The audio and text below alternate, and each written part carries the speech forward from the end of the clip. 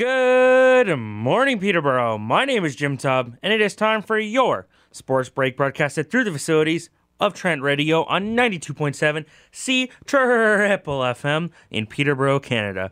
This show, of course, can be streamed online at trentradio.ca, or you can follow what we're talking about on Twitter at SportsBreakTR. The weather outside today here in Peterborough is -1. It is sunny. It is a nice day. You could survive with a sweater, a light jacket, and a sweater maybe. Depends who you are. Either way, it is a beautiful day to talk about sports, ladies and gentlemen. And as always, what day is not a beautiful day to talk about sports? And you stumped me, because I don't think there is. There's a lot going on right now in the sports world. There's always a lot going on in the sports world right now. Last night in the NHL was the Hockey Hall of Fame induction ceremony with some pretty big names. There have been some big names in the last couple of years. Nicholas Lidstrom, Teemu Selanne, Martin Brodeur, Last night, I should say, was Haley Wickenheiser. I don't know why. I've got to listen. Guy Carbonneau. Guy or Guy? I'm pretty sure it's Guy Carbonneau. Vaclav Nedomansky, there you go. Haley Wickenheiser, Sergei Zubov, GM Jim Rutherford, and Jerry York. They were all inducted into the Hall of Fame last night. Of course, Haley Wickenheiser, she played 23 years with Canada women's hockey. She won 4 Olympic golds. Not a big deal. She's the leading goal scorer in Olympic history and the IIHF World Championship. She was a 7-time leader in that. She, if you don't know, currently works for the Toronto Maple Leafs. She's an assistant director of player development. We will get to the Leafs in a little bit. There's a lot to talk about with the Toronto Maple Leafs. Sergei Zubov played 16 NHL seasons. He won the Stanley Cup with the Rangers in 94 and the Dallas Stars in 99. He is the Minnesota North Stars leader amongst defensemen in points all time. The Stars are retiring his number next season. Guy Carbonneau won the Stanley Cup twice with Montreal and then once with Dallas when he won a Selke Trophy 3 times. Nedomansky, he was the first athlete from Eastern European and communist country to defect to North America to pursue professional hockey. He played 6 seasons with the Detroit Red Wings, St. Louis Blues, and the Rangers. He also represented Czechoslovakia at the IIHF World Championship 9 times, where he won a gold medal, 5 silver, and 3 bronze. He also won a silver medal in the Grenoble Olympics in 1968 and a bronze medal in the 1972 Sapporo Olympics. And then, of course, Jim Rutherford, who is currently an NHL general manager for the Pittsburgh Penguins.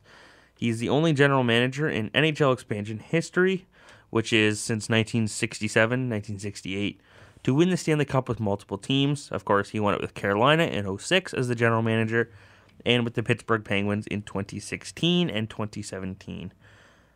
He won and York won 4 NCAA championships with Boston College. The game was on the weekend, and they had all the Hall of Fame people there, and he wasn't going to show up.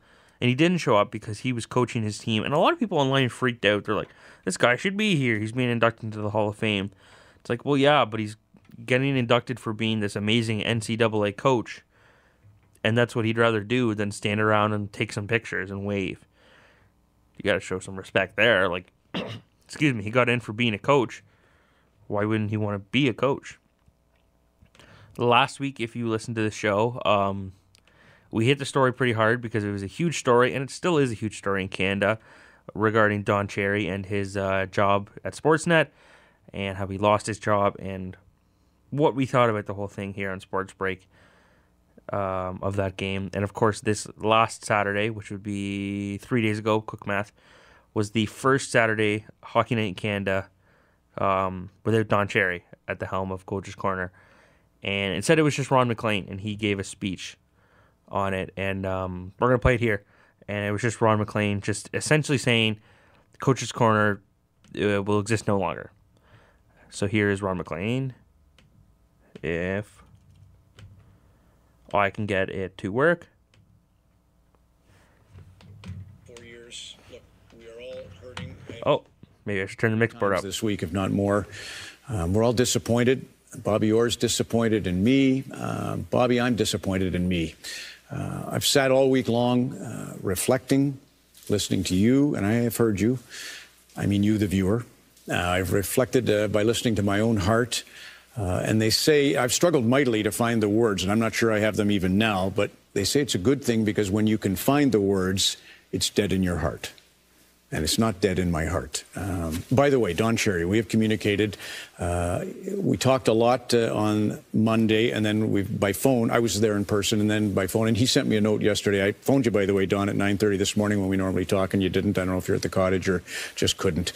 But Don said, Ron, a lot of people will be watching this for a while.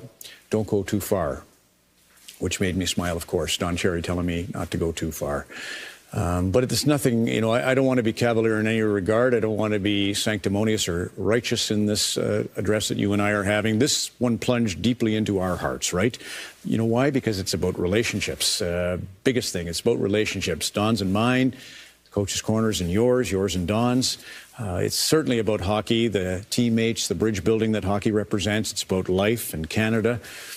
So all I can do is unpack my heart a little bit here and then see how you feel. The news cycle. I should say sorry to all the journalists who called this week and I didn't return calls. I know you understand why, but it would be about personalities, about rivalries, about divisions and failures, about all that drama. And it's not about Don and me. It was clearly about something bigger. I haven't spoken, so let me go back to last Saturday and just sort of take you through the last 30 seconds of the Coach's Corner. Don, typically, beautifully, had done the story of two young minor hockey boys who had died that week. And I had been in Welland the night before, and I knew how traumatic it was for the hockey community and the tragedy for the family. So that was there. Then we were moving towards Don's beautiful Vimy Ridge video, and I was kind of processing what he was saying and thinking I wasn't in an ideological bubble at all. I might have been in a friendship bubble, because I was kind of praying that I don't think I'm hearing trouble, but I might be hearing trouble. Anyway, it was done.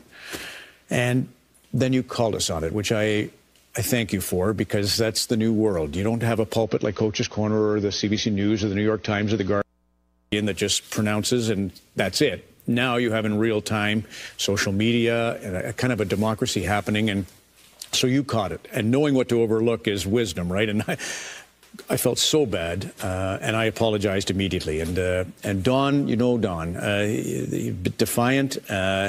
There were steps that needed to be taken because of what had been said by Don, and he didn't want to do those steps.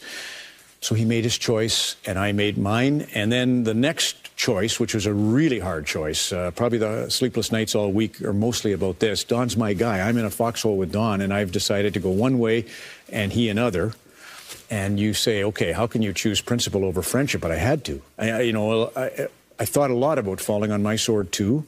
And then I thought, no, but if I do that, I infer what happened was right somehow, or that I'm going along to get along, or that I'm going to just sit silently by or be a bystander again in a situation. And that, it just took the courage. Don taught me to stand, right? So I had to have the courage of my convictions. And that's what I'll say about you, Don. I love you so much, and you always say you spoke like a 32-year-old American Hockey League player. You were always the captain, the leader of your hockey teams, the coach could count on to take care of the troublemaker, and you taught me to be that guy. And so here I am, sort of standing up and taking this position. But that doesn't mean anything in terms of my respect for you or my judgment of you. We will never do anything in the first intermission on Hockey Night in Canada. We have, like the country, to reimagine ourselves, and there will be, a possibility of this really bad, unexpected thing to do some good things, I hope. But we honor what you've meant to the game, to the fact that you have been there for human beings and sentient beings. Just a fantastic human being. And so I love you very much, and we honor you tonight in this last talk about a Coach's Corner. So obviously, if you've seen the clip and listening to the clip, it definitely sounds like Ron MacLean. None of this is staged or a script. He's rambling like I do usually on SportsBreak here. This looks like it bothers Ron, and it should. It should very much bother him. And like you said, there'll be no longer a Coach's Corner. They're going to try to figure out what to put there. And that's what a lot of the talk has been now is, wow, well, how are they going to fill this space? Because it is, like, people tuned in for Coach's Corner. Whether you like Don Cherry or not, whether you agree with what he said or not, people tuned in to Don Cherry and wanted to hear what he was going to say next. That was the whole part of it. We're not going to get deep into the Don Cherry thing again. But I don't know what they're going to do there. It's going to be interesting to see. And yeah, I think, like I said, I still think this is handled well on Sportsnet's terms. I think Ron handled this as well as he could. I don't know what else he's supposed to say. People are saying he's sewering Don Cherry the way he's talking. I think he's defending himself. And at some point, like he said, I had to go my way and Don went his way. And I'd hate to see it ruin the relationship between Don and Ron. But that's not in my control. That's not in anyone's control except Don Cherry and Ron MacLean. And this came out last night in the Toronto Sun. I'm still not 100% sure on it, but like it's on the Toronto Sun, so I'm kind of giving them the benefit of the doubt.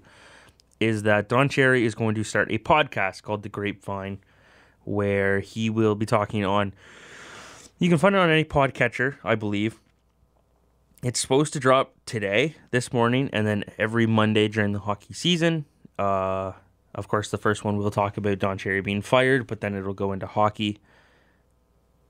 And it's him and his son, Tim, who's also doing it with his grandson, Dell, which is, I believe, is Tim's son. So it's going to be Don Cherry, and his audience on the show is going to be people that agree with Don Cherry. Go with that how you will. I don't think it will never be like Ron MacLean stopping Don, and it can be censored or not uncensored if it's Don Cherry. So it'll be interesting to see how the show goes. I'm sure people will tune into the first couple episodes because who doesn't want to see this?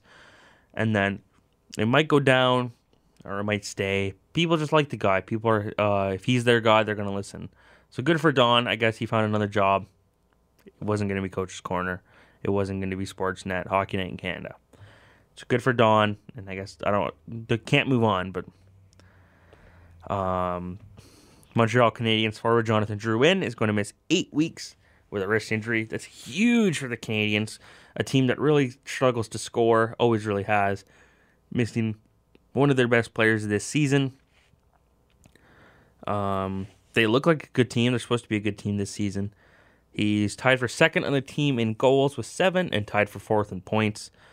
Paul Byron also got hurt at the same time. He's having a procedure performed on his knee, and he's out indefinitely, and they don't know when he's going to come back. New Jersey Devils waived goaltender Corey Schneider to the AHL. So he's got to go through waivers. Of course, he's under contract this season and next for a $6 million cap hit. He was amazing, honestly, in Vancouver. Or not amazing. He was really good in Vancouver. He was good a couple seasons in New Jersey. And then he just got hurt. He had a hip injury, I believe, and I think it's still plaguing him from what I've read. And he's just not the same goaltender. And they have a 22-year-old in Mackenzie Blackwood, who's a pretty good goaltender this season. He's got a .904 save percentage across 14 games, but he's playing better than Schneider, so I don't know how you don't play him. And if you watched hockey on Saturday night, if you stayed up and watched the Colorado-Vancouver game, there was a weird play that I hadn't seen happen like this. Personally seen it, and so defenseman Matt Calvert blocked Elias Pettersson's shot and hit him in the head, and then he hit the ground obviously and stayed there, tumbled over, and the referees didn't blow the whistle, and because Vancouver still had the puck. And then Vancouver scored, and Calvert was still on the ice. He was bleeding from the head. And, he's just laying on the ice bleeding. And they kept the play going.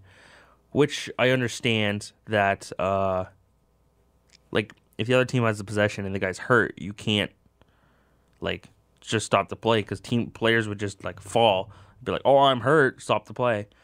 And for people saying, oh, players wouldn't do that. Players would do that because I've seen players do it. You fake an injury for a bit, and then you go back. Is it honorable? Not really, but people do it. But this guy's bleeding on the ice, and he got hit in the head. And that's the one thing the NHL really has to start understanding is every time they misplay a head injury, they're shooting themselves in the foot. It's no longer the days of a head injury, a blow to the head, anything, just being scoffed aside as, oh, he got hit in the head, he'll be fine.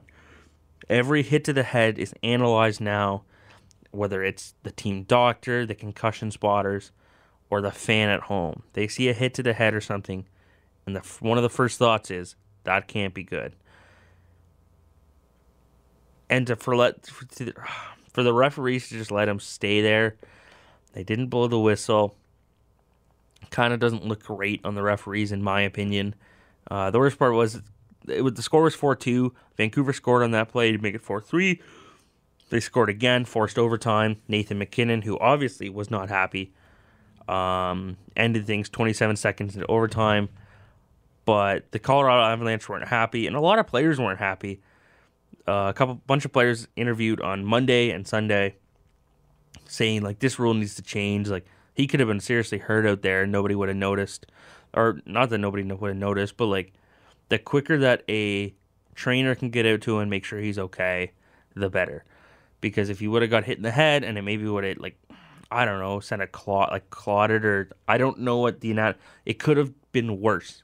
And what happens if Matt Calvert has a brain injury on the ice, something severe that he needs to get to the hospital, and seconds count, and they spent 40 seconds continuing to play. Cool, Vancouver got the goal, but maybe Matt Calvert, partial paralysis, death, stroke, and like just for that 30 seconds of play. At some point, I understand you have to let the play go, but at some point you also have to worry about player safety. I'm sure this is going to get brought up in the general manager's meetings and the CBA, but that's just the way I see it, is this can't happen again, something like this. And the referees just this year have not that they haven't been good, but any big thing like this, they've just mishandled. And doesn't really make you look good. Makes people question what's going to happen with the referees. But then again, I don't know a sport where the referees and officials have been considered good this season. Speaking of not being considered good right now, Toronto Maple Leafs. This weekend, for the Toronto Maple Leafs, Friday night they played Boston. They lost 4-2. Didn't look great in the game, but didn't look terrible. Saturday night, they played Pittsburgh. I don't know what I'm saying. Toronto played Pittsburgh. They had their backup in Casimir Kaskisuo, and they looked worse. I believe the final score was 7-2. And if you're the Toronto Maple Leafs, you can't be okay with that. And they're not. Obviously, they're not. The fans are even worse right now. Like, worse off, mad. And there's a lot of people questioning what is going to happen with the Toronto Maple Leafs. And is Mike Babcock going to be the head coach for any longer? And how much longer if he is? And the players are starting to realize this is maybe something that we should address. Matthews, after the Saturday game, said, "It's tough to get worse from here. It's frustrating. In the locker room, confidence isn't exactly high right now. We have nobody to blame but ourselves. It's really up to us. We're 22 games into the season. 3 points start to matter. We can't just say, it's just one game. We'll get it next time. It's been repetitive, and for us, we want to make sure it stops now, and we want to get back on track." The Leafs this season are 9-4. This is a worse start through 22 games they've had with this core. And right now they're 2 points out of a wild card spot. The only nice thing right now is they're on the road, which usually sucks. But for a team that's kind of new, because there is new players on this team, they get to be on the road and bond a bit better, get closer. And this this 3-game stretch here is huge for the Toronto Maple Leafs. Because, it sounds kind of silly, but, it's a 3-game stretch, or it's a 5-game stretch here on the road from the 19th to the 29th. They're going to play Vegas, Arizona, Colorado, and then Detroit and Buffalo. So in these next 3 games against playoff teams, because that's who Vegas, Arizona, and Colorado are right now, if they can't win at least 2 of those games, it doesn't look good for Mike Babcock. Doesn't look great. A lot of people are calling for his head immediately. I don't know if we're there yet. I don't know if you can pin all of this on Mike Babcock. He finally changed this sounds terrible. He finally changed the defensive lines in practice yesterday. He put Tyson Barrie with Justin Hall, and he put Jake Muzzin with Travis Dermott, I believe. If not, it's the other way around. Either way, he broke up the defensive pairing and mixed it up a bit. Obviously, he left Cody Ceci and Morgan Riley together, which is probably the most problem pairing, and that's where the problem lies for the Toronto Maple Leafs right now, is their defense. And not just the defensemen, but forwards playing defense and the defensemen playing defense. It's not good because they are relying too much on Frederik Andersen, and he can catch up and perform. But no matter what backup they put in, they can't perform. And at some point, the backup maybe wasn't ready in Michael Hutchinson. But if you're not giving Michael Hutchinson a good enough opportunity to perform, how can he perform? And I think that's what costed the Leafs so far this season, is not giving whatever goaltender's in net the best chance to win the game. And sometimes Freddie can steal you a game, and then sometimes you get games where you lose 7-2. This isn't a team that should lose 7-2. Sometimes it happens, but you shouldn't be. And they just look lost on the ice. They don't know what's going on. Injuries don't help. I get it. Kerfoot is out indefinitely. Trevor Moore is out the next 2 weeks. Mitch Marner is out until December. Okay. Boston's dealing with a ton of injuries and always has. Last season they dealt with almost everybody injured, and they still finished second in the division. Right now, Torrey Krug, one of their best defensemen, is injured. They're first in the division. The injuries are no longer an excuse because everybody else deals with injuries. Pittsburgh is missing Sidney Crosby until later than Marner comes back. They missed Malkin for an extended period of time. They're missing Letang right now. And they're still able to perform. It's this ability to buy in and perform and play hard for the team. I don't know if that's the players on this right now who are not buying in and not performing, or is it the head coach who isn't going to play, isn't willing to change, create a new system, because it kind of just looks like the Leafs are just trying to play and they're not buying into the system or anything. And I get it. They've had 3 news, on their defensive side. They lost Gardner, Hainsey, and Zaitsev. Those guys have been there a while. They bring in Tyson Barrie, Muzzin, and Cody Ceci. Justin Hall plays for the first time. Last year, he played 11 games, so he's playing this year. I consider him new. And then Morgan Riley and Dermott. And Dermott's coming back from an injury. He's looked good, but, he's getting back into the game speed. He looks there, but still, you missed a month of hockey. There's going to be a difference in speed. And this year, if you look at the way the Leafs are shooting, they're shooting from the outside. If you look at the hockey net, there's the middle, don't pass the puck in this area, slot, it's the slot, and a perfect opportunity. The Leafs are shooting outside of that, and that doesn't do you any good. You're giving the other team way too much chance to block the slot, and the goalie gets a way better opportunity to stop it. Whereas last year, most of their opportunities came from in the slot and a bit from the left point. They scored a lot of goals last year. So I don't know who this falls on now. Is it the players not being smart and shooting in the right spot this year? Because you don't forget how to play hockey. You just don't. They're NHL players and they should know better. But it pretty much looks like that's what they're doing. And a lot of people have said, this is Kyle Dubas' fault. He didn't build a good enough team, and this is what they were going to be. Maybe that's true. But come on. That's not a good enough excuse. They blame Dubas for the signings. Did he have a bad Nylander signing? Yes. Did he have to sign Matthews to that amount of money? I think yes. Because Arizona probably would have offered him $15 million on an offer sheet. And Matthews probably would have took it. And then what do you get? 4 first-round picks? That's awesome. Who's going to play second-line center? So you overpaid a little bit. That's what it costs right now. Because he's going to perform to that. Same with Mitch Marner. You overpay a little bit now, and he performs to that. That's how today's NHL works. It's no longer, hey, I did all of this for you, now you can pay me. Like Jonathan Toews, Patrick Kane, and John Tavares. I earned this money, give it to me now. Now it's, I'm going to earn this money, but you pay me now. Is it a little screwed up? For sure. That doesn't help in any other job, but that's what the NHL is like today. And if you're the Toronto Maple Leafs, I don't know how you move on from here. It's either perform and keep your head coach, or suck, and he's probably gone. I don't know if the Leafs went into this season thinking Mike Babcock's on the hot seat this much, but I almost feel like the way the players have played and how the games are going, this has been generated, and how the Toronto media has spun this. I think the media has spun this a lot into the favor of, I think, like, Mike Babcock would lose his job just because of what the media has spun this. I don't know who started the stories, but, like, that's all everyone's talking about now. We're talking about it, or rambling about it, whatever you want to say. Mike Babcock came in and he changed the culture in 2015, 2016. They were a losing franchise, and he helped them rebuild and get back to where they were, where they are now. But it just looks like his message isn't getting across to anyone in that dressing room. His systems aren't working.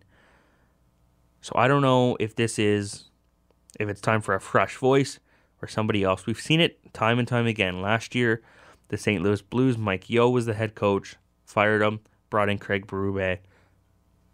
We know what happened.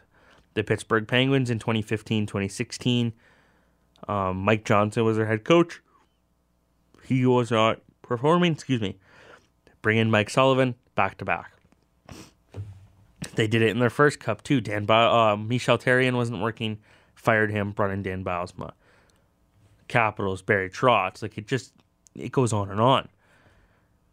I don't know if that's what the Leafs need to do, but it's certainly looking like it, where this is the only thing that can change it. The only problem with this is you fire the head coach and the players realize we run this team, and you can't show them that.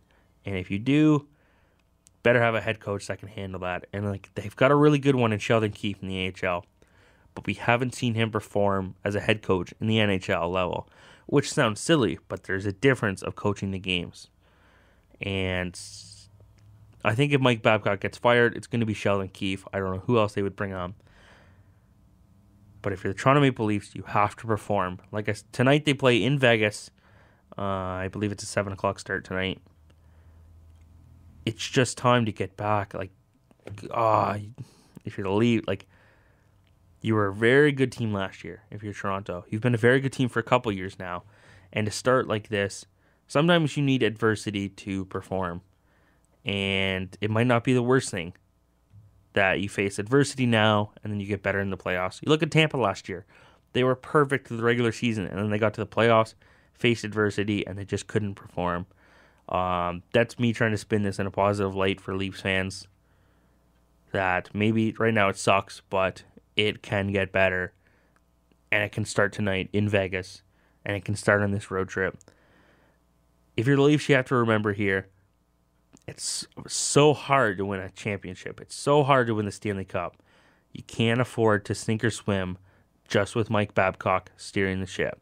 Just because you got this fancy captain steering the ship doesn't mean you should stay on it.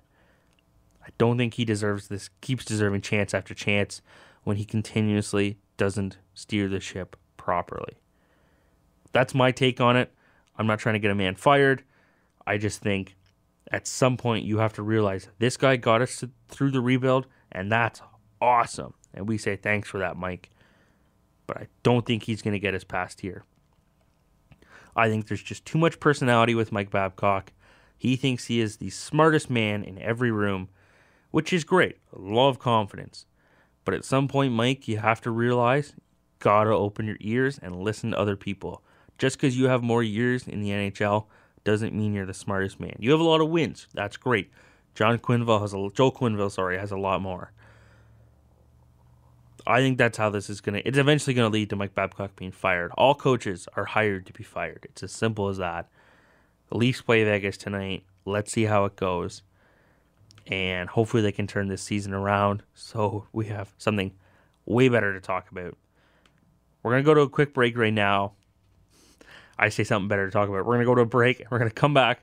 And we're going to talk about the Houston Astros and what the heck is going on with them. We'll be right back. We are back here, ladies and gentlemen, for your SportsBreak broadcasted on 92.7 C Triple FM through the facilities here at Trent Radio in the beautiful Peterborough, Canada. Still -1 here in Peterborough, but last week it was a little chillier. And last week, right after we got off the air, we were coming out talking about Don Cherry for most of the show. Got home, started editing it, uploaded it to YouTube, and you sat there, and something popped up on Twitter, and it was from Ken Rosenthal. Ken Rosenthal, who, if you don't know who that is, he is the reporter for the MLB. Kind of like Greg Wyshynski for the NBA. No, not Wyshynski. Waj. I forget his list. Waj is his nickname. Wyshynski's a hockey reporter in Toronto. Like Bob McKenzie and Elliot Friedman for the NHL. Ken Rosenthal's like the guy for MLB news. And he writes for The Athletic. He also works for Fox. And it came out that he wrote an article, and essentially it was titled, The Astros Stole Signs Electronically in 2017, part of a much broader issue for Major League Baseball. And I read the title, and I was like a lot of people, I'm sure, and was like, what? They did what? And then you read into it, and it kind of like highlights it, as we're going to hear, of sign stealing. And in my opinion, sign stealing is great. Follow along. Let me finish. Sign stealing, there's a guy on second base. He can see into the catcher. Catcher drops down a changeup. Maybe the guy taps his helmet twice. Changeup's coming. I feel like that's part of the game. Because if there's a runner on base, you as the catcher and the pitcher have to know, okay, we're going to go off the second touch on your chest pad, means the second finger I put down is what we're going to go with. Stuff like this, gamemanship, or there's 2 outs, whatever the amount of outs is, you add to the pitch. So if I give 4, take away how many outs, 2, change up. Stuff like that. I think that's awesome. Because it's a game within the game, and it's human eye against human eye, human mind, human mind. And that's what baseball is. It's honestly just like, all right, I think you're going to throw a fastball, so I'll get used to that. Great. That's baseball. What the Houston Astros did, or allegedly have done, I don't know if it's 100% proven yet, is not right.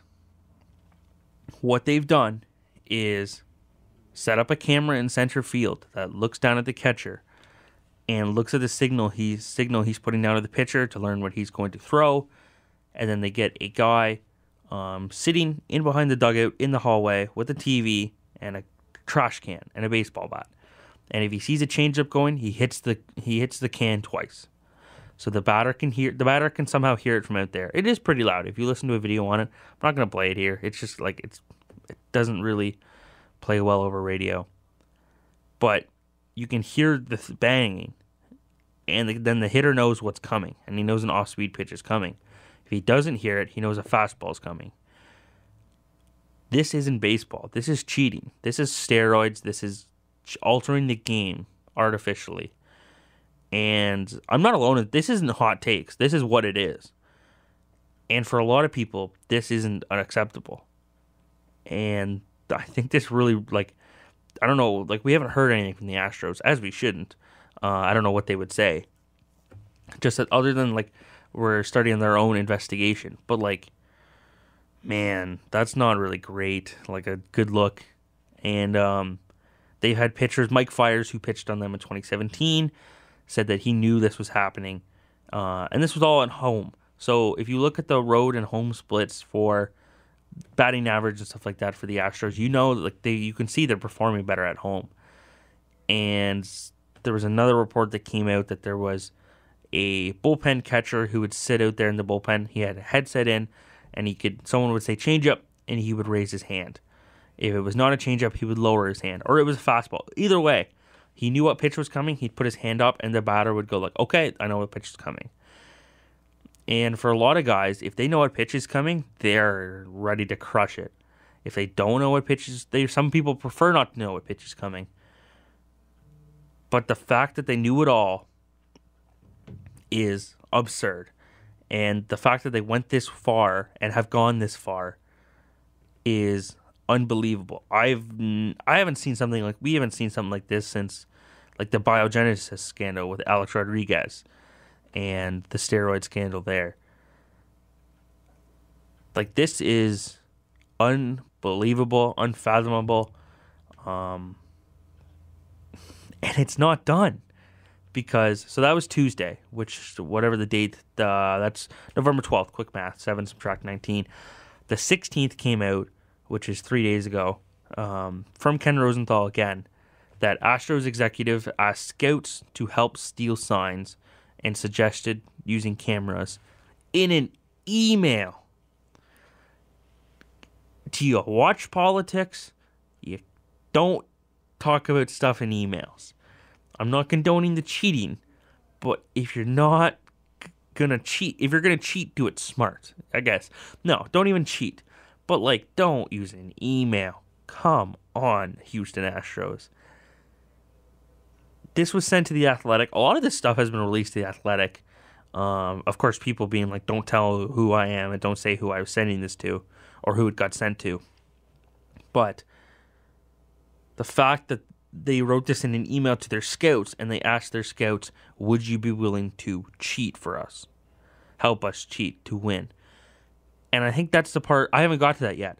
The 2017 Houston Astros that used this plan won the World Series. How is this fair? I don't know where the MLB goes from this. I don't know how the MLB can continue from this. We've seen this in stuff like this in the past. Cheating off. This was on the field. I don't even know what I'm saying. The Atlanta Braves, their front office, illegally, for lack of a better term, signed players internationally. They didn't follow certain rules, and they ended up losing those players. And the people involved not only lost their job, they lost their ability to be a part of baseball, professional baseball, for the rest of their life. They were banned from baseball.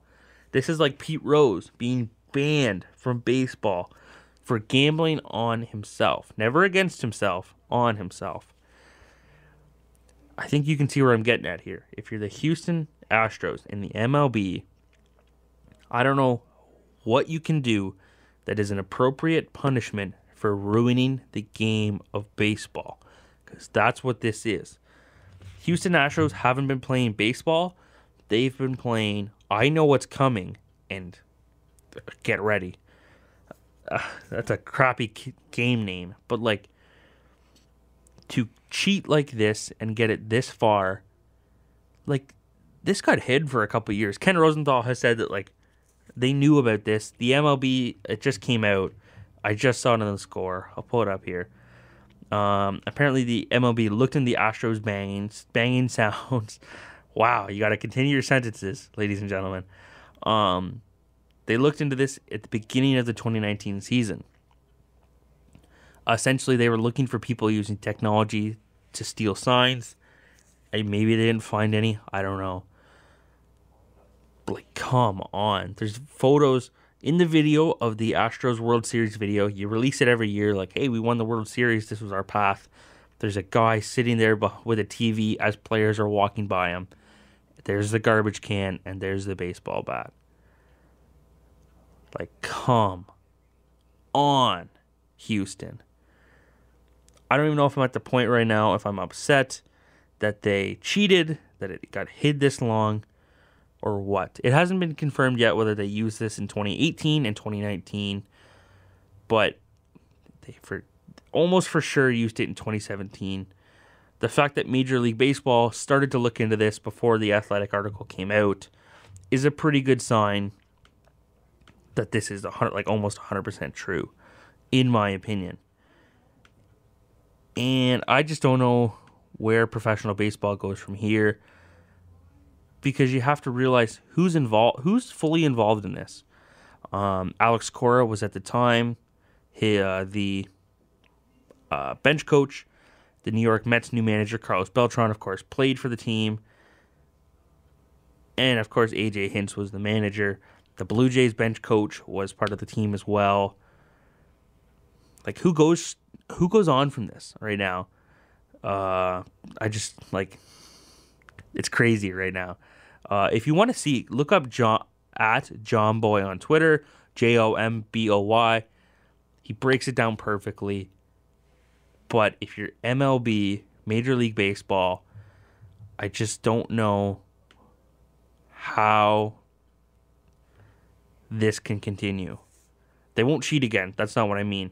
What I mean is, I'm really stretching this out. I don't know why.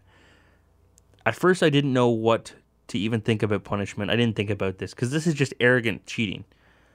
Now, I think of this as, how can these players continue to represent Major League Baseball? And you think about all this stuff, like I brought up with the Atlanta Braves general managers being kicked out of baseball. I don't know how AJ Hinch, the general managers, or the Houston Astros general manager, and even the owner, if he knows about it, do not get banned from baseball. I don't say that lightly, because they artificially ruin the game. I know Alex Rodriguez only served a year's suspension, and maybe that's what you do to the players. I don't think you can suspend all 25 players who were on that team or anybody like that. I don't think you can suspend them each a year because it would ruin a franchise. But they also ruined the game of baseball.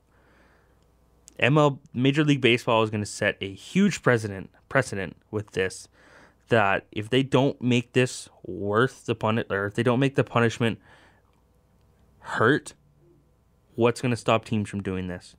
Because it looks like honor and pride don't do anything. Because if you can win a World Series and cheat and maybe get a slap on the wrist, every team's going to do that. And I'm not saying other teams don't cheat. A lot of pitchers use pine tar. Stealing signs, people do it. This is different. This is electronically stealing signs and changing the game of baseball. I don't know. Like, I've heard a lot of stuff of ban the manager and general manager from baseball. Someone suggested if the owner knew about it, make the owner sell the team. I don't know if I agree with that. The thing is, this is going to sound silly. It's easy to punish the manager and the general manager. How do you punish a team? Like, what if Jose Altuve didn't use this, but George Springer did? So do you suspend George Springer, but Jose Altuve still gets to play? There's a lot going to go. Like, this is going to go on until the season starts. I don't know if it's found out that, like, one player used it a lot and, like, they won. I believe Jose Altuve won the MVP in 2017. Like, do you strip Jose of the MVP? People are talking about stripping the Houston Astros of the World Series, but then no one wins the World Series. There was the idea of making the Yankees and the Dodgers play in a fake World Series this offseason. I don't know how that would work because different players on different teams. But this changed baseball, and it's going to change baseball from here on out forever. And I just don't know how this is a story that's going to be around for a long time. This is like the Black Sox scandal. This is the biogenesis scandal. This is huge. This is baseball history being written every single day. And I don't know where we go from here. And I don't know where the Houston Astros go from here. I'm rambling right now, but like, I'm just trying to think of what's going to happen. In my opinion, if it's found out that AJ Hinch knew about this, well, obviously knew about it. If he asked for this to be done, if the general manager asked for this to be done, and they condoned it and passed on it and thought it was great, I don't think they should be a part of professional baseball ever again. I think they should get a lifetime ban. And the players, I don't know if you can suspend them for a season, because a fine is not going to do anything. But I don't know what else you can do except a 162 game suspension. That's what you get if you get caught doing steroids if you get caught doing steroids multiple times, I believe it's a full year suspension. Why not for this? How do you prove who didn't use it and who did? I don't know. But you gotta do something. You can't let the players off the hook for this. And that's all I've got on that. I don't know what else you can do. I think, though, if a manager or general manager knew about this, I don't think they should be a part of professional baseball. That's where we're going to leave that for now. That ate up a lot of time, but this is a big story. And I don't think I did it enough justice. If you have The Athletic, you got to read these stories. If not, find it on Sportsnet, anything. The Score. Get informed on this, because this is a big story in sports right now, and it's not going away. Houston Astros changed baseball, and they ruined baseball for 1 year. They played fake baseball and maybe 2 more. I don't know if you put an asterisk on it. Can't say that they didn't win the World Series. Take it from them. I don't know. But this has changed baseball. And I don't know how we're going to go on from here. We're going to try to transition to the MVP and the award winners this year.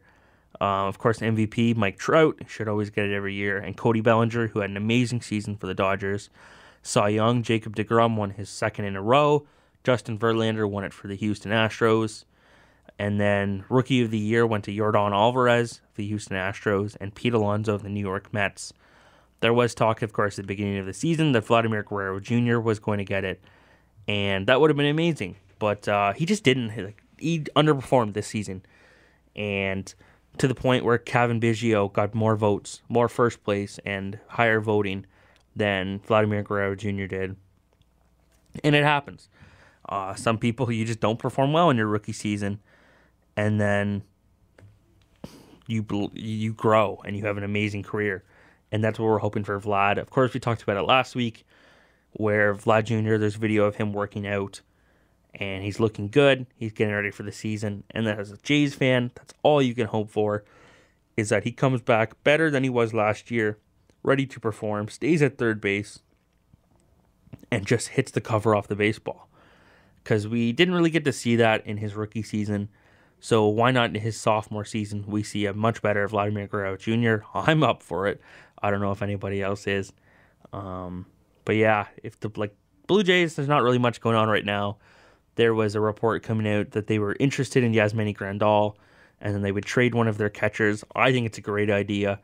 If you sign Grandal and then you trade whoever's older between Jansen and Reese McGuire, I think it's Jansen.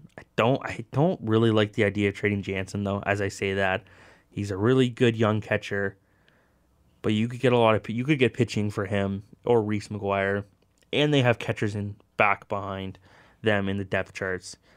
The one thing to remember is JP Arencibia was supposed to be the Blue Jays catcher of the future, and he never really performed. So thinking about catchers for the future is risky. Grandal's proven now, and he can help a young pitching staff, which the Blue Jays are surely going to have this season. But other than that, there's not much in Blue Jays news, MLB news, other than the Astros. 4 Japanese players got posted last night, so they are now free agents, can be signed. I think they have to be signed by December 12th, or they go back to Japan. They all look like they're going to be signed and all look good. It'd be great players for the Blue Jays to get. But ending on that and the Astros, that is all the time we have today for your Sports Break, broadcasted on 92.7 C Triple FM through the facilities here of Trent Radio in the beautiful, beautiful Peterborough, Canada. This show, of course, can be streamed online at trentradio.ca, or you can follow what we're talking about on Twitter at SportsBreakTR. On Twitter, you'll see a link to my Movember. Help stop men dying too young. This is a thing that affects everyone. $1, $2, whatever you can do, it helps men. And it helps keep our fathers, sons, brothers, everyone around. We'll be back next Tuesday at 9 a.m. for another show where we'll talk about the NHL season and the MLB season, and we'll probably talk about the Houston Astros. Remember, ladies and gentlemen, to check your smoke and carbon monoxide alarms. And have a good day.